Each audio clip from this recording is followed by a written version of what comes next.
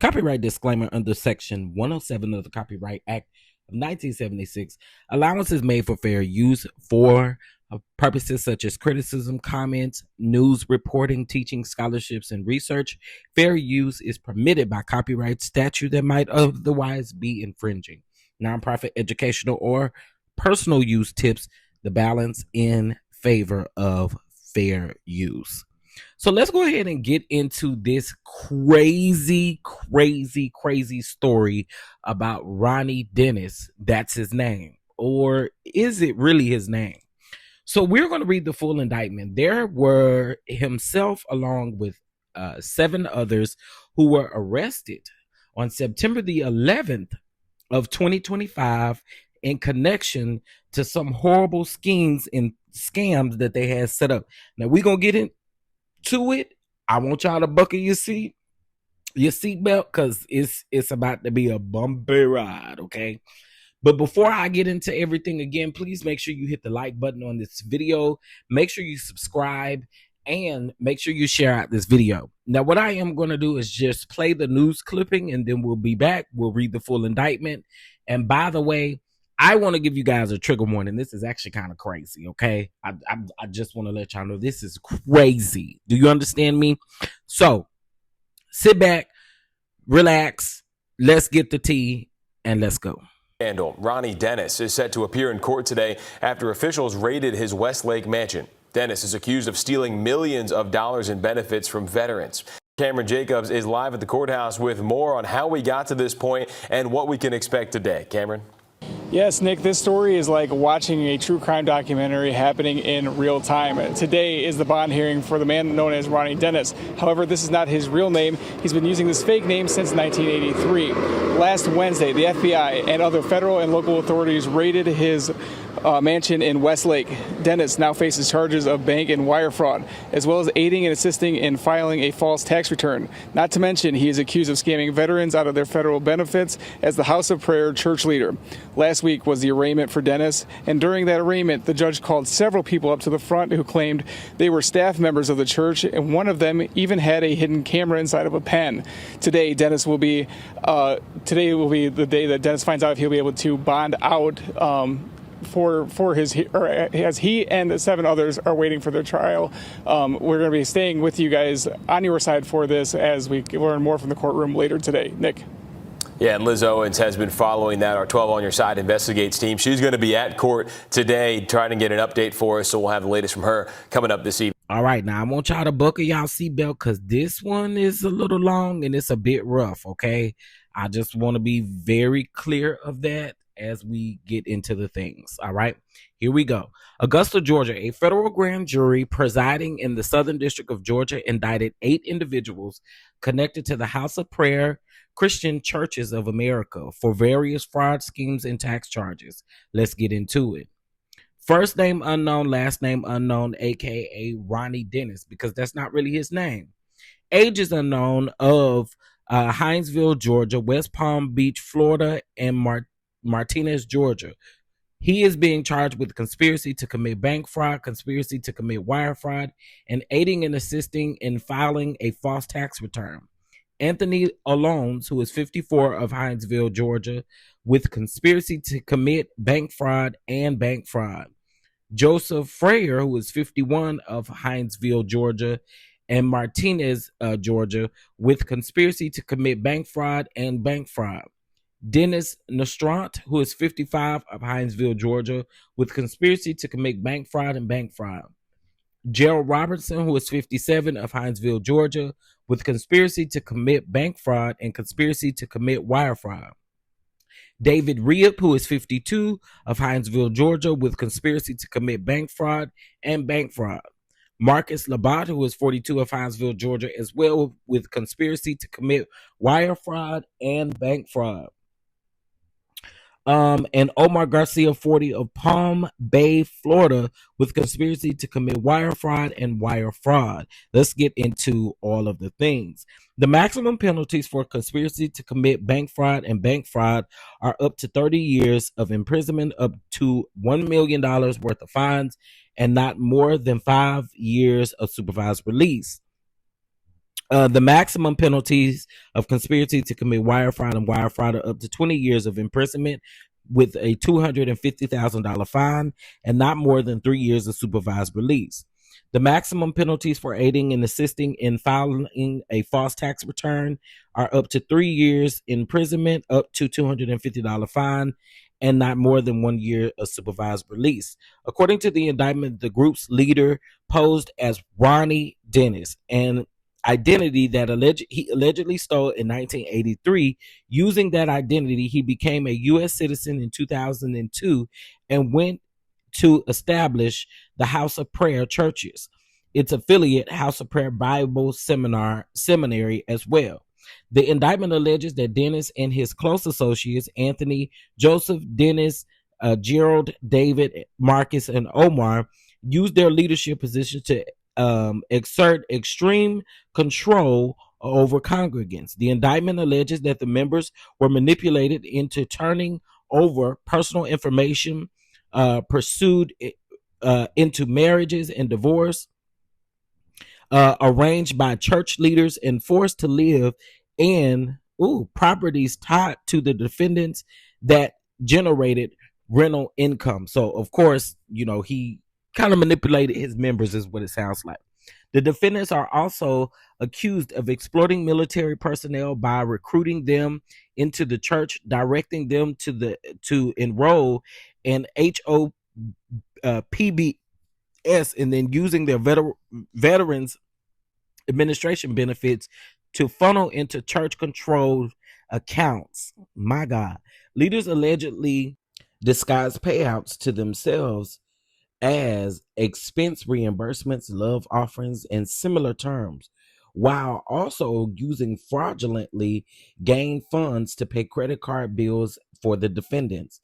The indictment further describes how leaders manipulated a list of ex-HOPCC traders, humiliated members for perceived rule violations, and restricted contact with family members who left the church. The Federal Bureau of Investigations is looking for additional victims.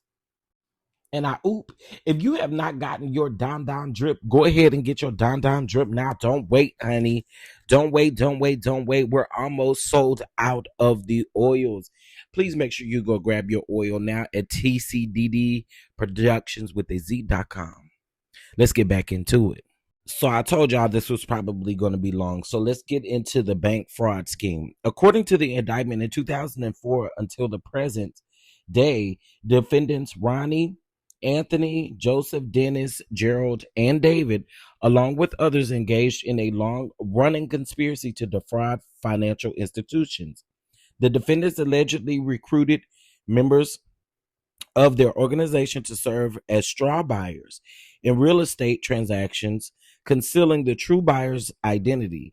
They falsified loan applications and closing documents, used forged power of attorney, and created limited liability corporations to acquire and transfer properties. After seizing control over these properties, they converted them into rental homes, collecting more than $5.2 million in rental income between 2018 and 2020. Funds from the scheme were allegedly used to pay mortgage on the properties, cover personal expenses, and benefit members of the conspiracy, while leaving some of the straw buyers with damaged credit and foreclosures. the fraudulent Veterans Affairs Education Benefit Scheme. The indictment alleges that beginning no later than 2011 and continuing through 2022, Rony, Omar, Marcus, Gerald conspired to defraud the U.S. Department of Veterans Affairs, the VA, and U.S. military veterans of millions in education benefits.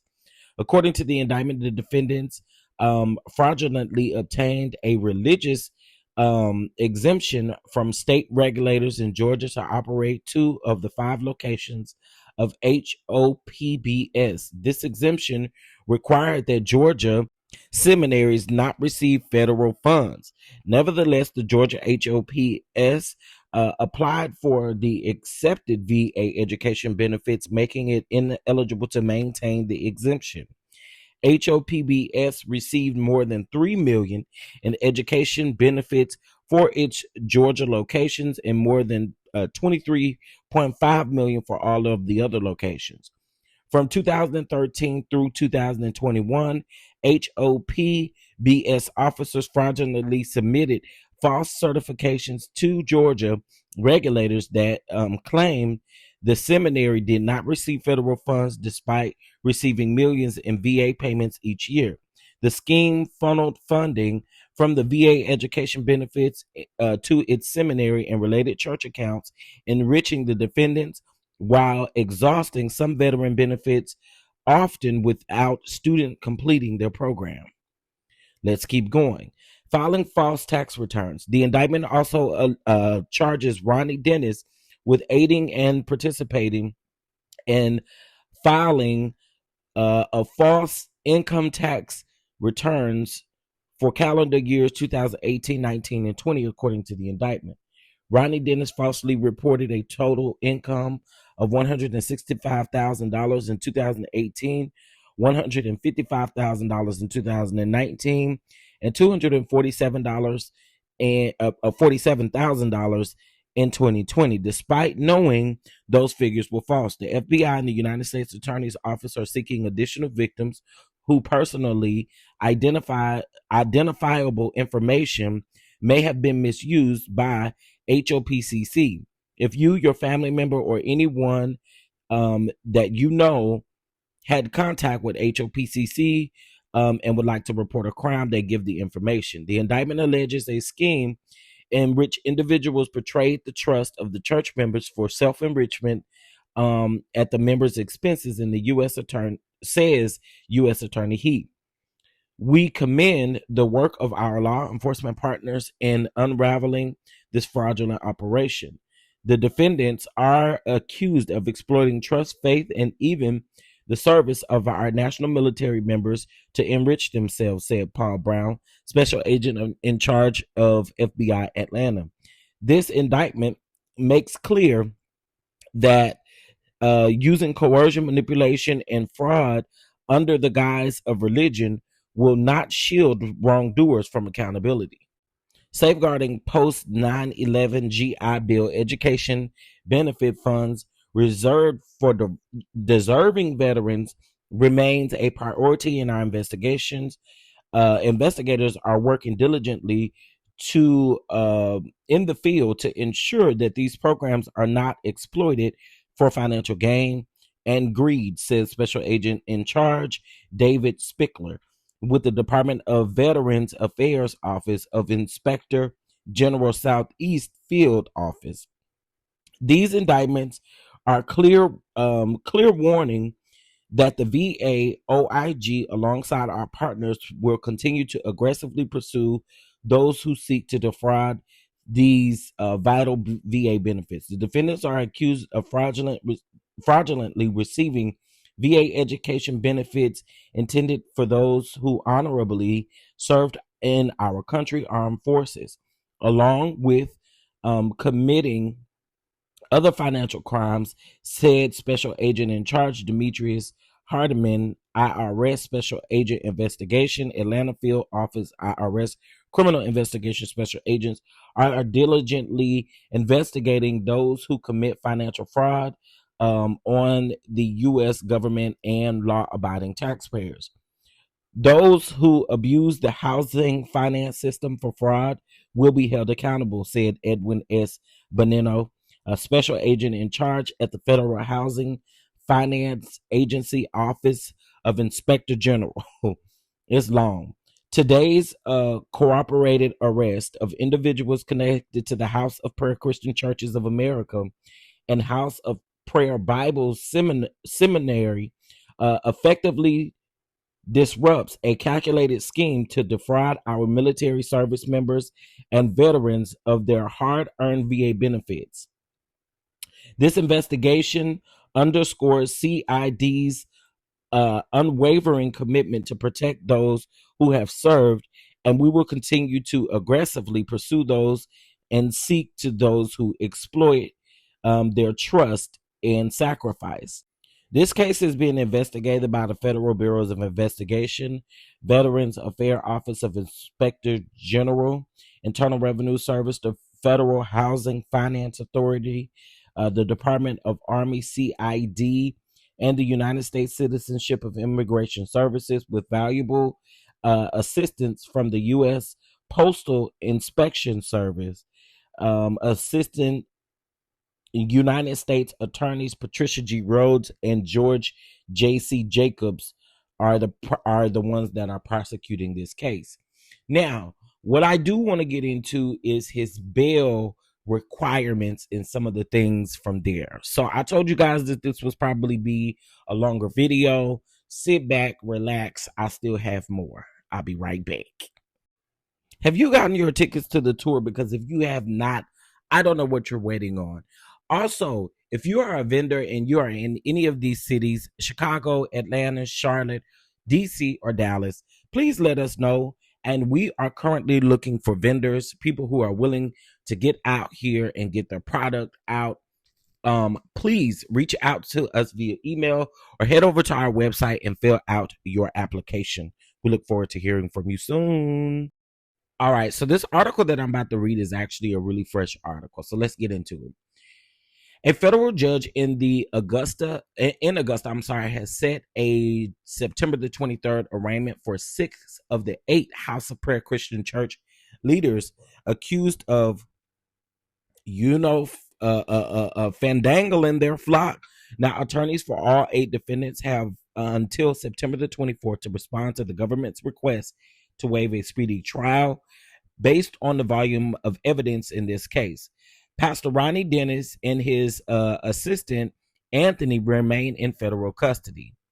Now, this goes on to say that the government alleges that HOPCC ran fraudulent real estate and educational schemes that siphoned over $23 million in veterans benefits into the leaders' pockets. Now, the court had ordered the attorneys for both sides not to file their exhibits list or witness list on record. On Thursday, it gave the government 90 days to disclose its expert witnesses, while the defense has 60 days to do so. Pretrial motions are also due within 6 months. Denis was charged on September the 11th with conspiracy to commit bank fraud, conspiracy to commit wire fraud, and aiding and assisting in filing a false tax return. His bond hearing was continued until September the 26th after Denis complained of feeling ill after 5 hours in court. Olans also remains in federal custody pending further court proceedings. 5 of the defendants, Joseph, who is 51, Denis, who is 55, Gerald Robinson, who's 57, David Reap, who's 54, and Marcus Labrat, who is 42, all of Hinesville, were released on September the 11th on a $50,000 non-cash bond with special conditions of their release. In different cases, another church leader by the name of Bernardo Jr., Saxton, faces federal child actual abuse charges. The FBI is asking victims of their parents to come forward. According to the Augusta Press, Homeland Security official Todd Cart testified that the real Rony Denis was an HIV positive Haitian who fled by boat and sought to come to Miami in October of 1980. That was during the brutal dictatorship of Jean-Claude Baby Doc and the boat life from Cuba. I'm sorry, the mirror boat life from Cuba. The real Denis was assigned an alien number and then a social security number. But in 1983, he reported his immigration papers had been stolen and that he had died in 1989. Using Denis's name, alien number, and birthday, which Cart said should have been vetted up front, the pastor joined the military and the army. Executive Assistant Anthony Olans pleaded not guilty on 3 charges at this Thursday arraignment. According to the court records, Olans is charged with bank fraud and conspiracy to commit bank fraud in the case, charging several members of the church's top leadership. Federal prosecutors allege that Olan is a flight risk, citing that Olan's attorneys called unspecified concerns related to the witnesses' intimidation. The judge ordered Olans to remain in custody. Lead prosecutor Patricia Rhodes said that the government would produce records about Olans allegedly making daily reports and data drops by USB drive to a location called the Hooch, including discussions about cleaning up the Hooch. Other recordings, she said, which include church members saying that they were afraid to leave and alleging that Rony had instructed them to avoid the FBI. According to the Augusta Press, Rhodes told the court that the church members allegedly were instructed to do exactly what Denis said, even if it included consuming unknown substances. Denis's attorney, Steve Sato, questioned inconsistencies in some of their identifying paperwork linked to the pastor. Olan's attorney, Scott R. Grubman, filed a response Tuesday opposing the government's motion to keep the 54-year-old Army veteran and Haynesville resident in custody. If what he said is alleged, if what was in the indictment is allegedly true, that's crazy.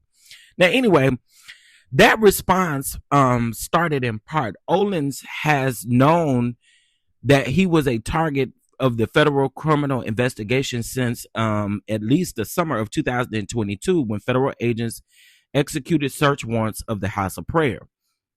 On the House of Prayer.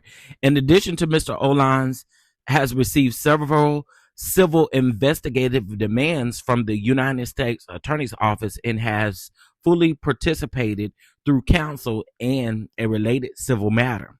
Instead, Grubman argued that Olans should be released with conditions such as surrendering his passport. He wrote that Olans has no family, friends, assets, or any other resources in any other country. He has lived in Haynesville for nearly 25 years, with the exception of a sister with whom he has seldom interaction with. Mr. Olans' entire family, including his wife, his adult stepson, and his daughter-in-law, live with him in Haynesville. He has no criminal history and served honorably in the United States Army. He also noted that Olans has been fully aware of his target status since the summer of 2022, yet stayed put during this nearly 3.5-year period while cooperating with the civil case, and that Olans had not been charged with obstruction and could be tracked by electronic monitoring. Grubman suggested that the court could grant Olans $50,000 bail with a $5,000 cash deposit. Now, forbidden to travel or create new accounts. Court records show that at least one of those defendants, volunteer minister Freyer, was ordered to find a job, not to use more than one bank account, and not to open any new lines of credit. According to additional financial restrictions prevent Freyer from working in any position of public or private trust. and to inform any employer of the potential employee of pending charges if directed to do so by the supervising officer. For any businesses or employment relationships, Fryer must disclose the fact that he's been federally indicted and that the specific nature of the allegations.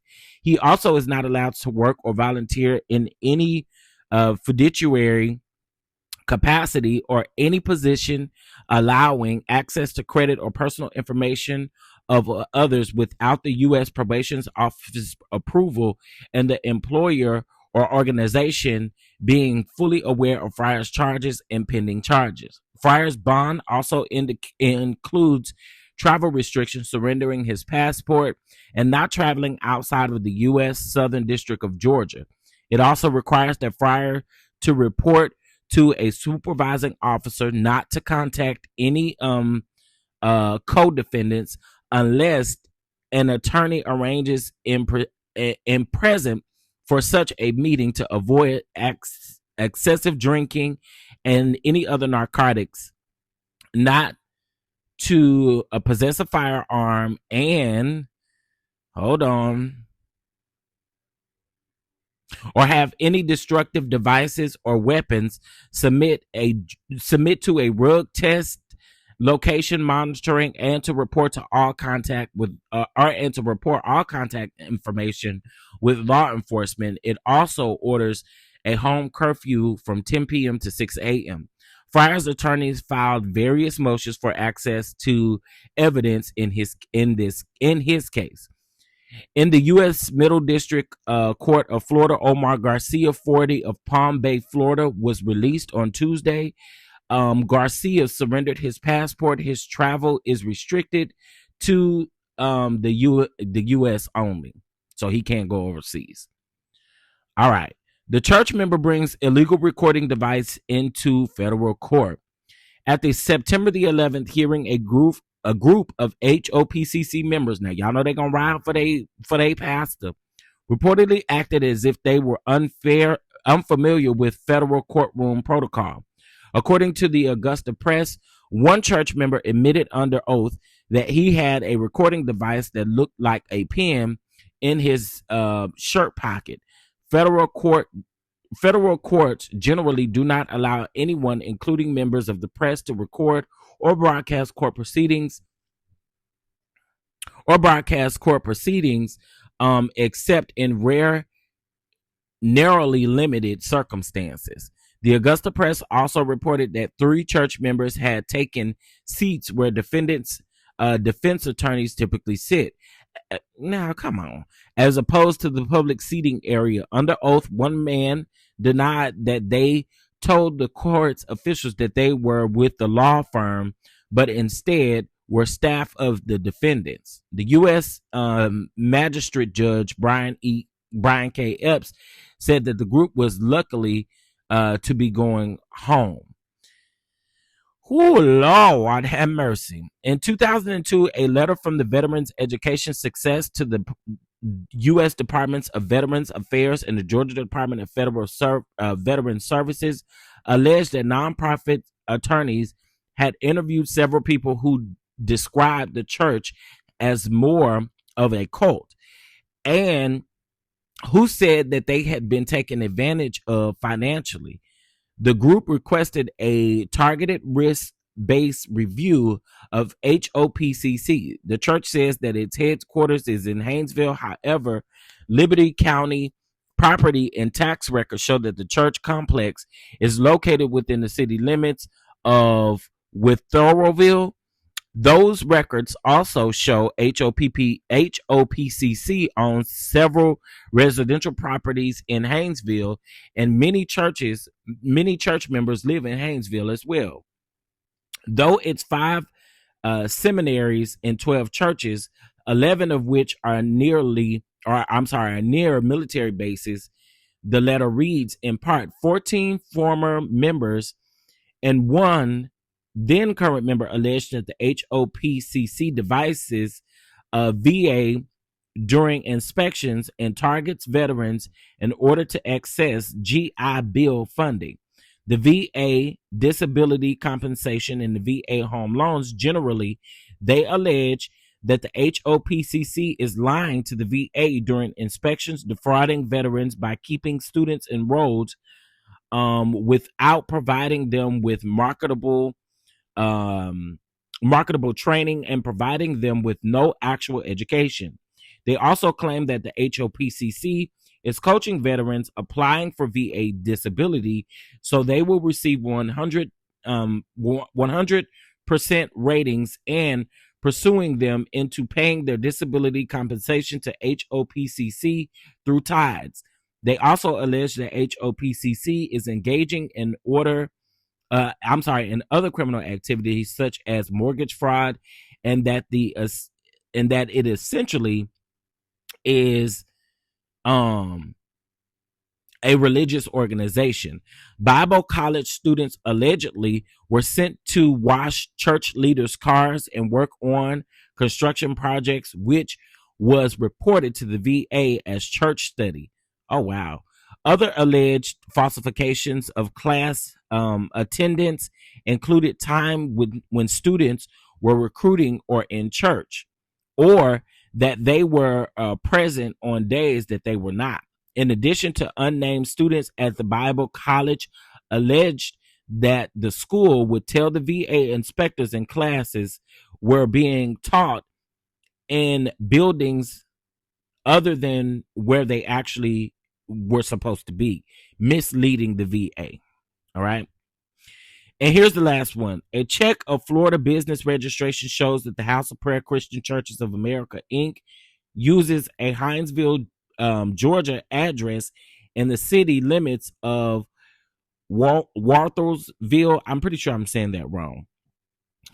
That the corporation was formed in Louisiana and lists the same Hinesville post office box for its corporate officers, CEO, president, director Gerald Robinson, CFO, director William Pillington, and secretary director Marcus Labott. Okay, now listen, y'all.